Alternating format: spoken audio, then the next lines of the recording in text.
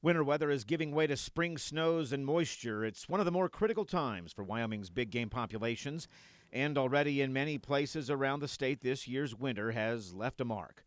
The Wyoming Game and Fish Department, in collaboration with the Wyoming State Veterinary Laboratory, is investigating a rare disease outbreak in pronghorn in western Wyoming. Game and Fish estimates some 200 pronghorn animals have died since mid-February, centered on the southern end of the Mesa south of Pinedale. Preliminary lab results identify Myco-plasma bovis, or M-Bovis, as the pathogen causing the mortalities. It's not the only instance of how this winter has affected wildlife populations. Preliminary surveys in the Jackson-Pinedale region indicate the winter there has impacted mule deer and pronghorn fawn populations. 42 of 65 mule deer fawns radio-collared back in December as part of the statewide mule deer monitoring project have died. And an isolated group of dead pronghorn were reported near Evanston, although M-Bovis is not believed to be the cause there.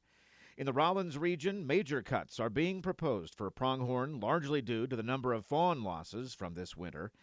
Game and Fish continues to monitor big game populations across the state, but reminds the public that tough stretches of spring weather still remain for these animals and that the worst is likely to come.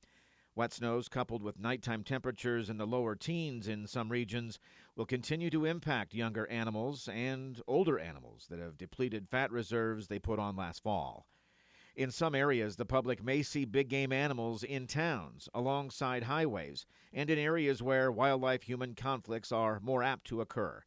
Much of this is due to vast stretches of landscape where snowfall is still 3 to 4 feet deep or more in many areas. Feeding these animals is not recommended. It doesn't do the animals any favors and will likely make any problems they have worse. With spring officially underway, it's not going to seem like it in many parts of Wyoming for some time. Game and Fish asks that the public give these animals space and time to get through the next few weeks. This is Ray Hageman with the Wyoming Game and Fish Department.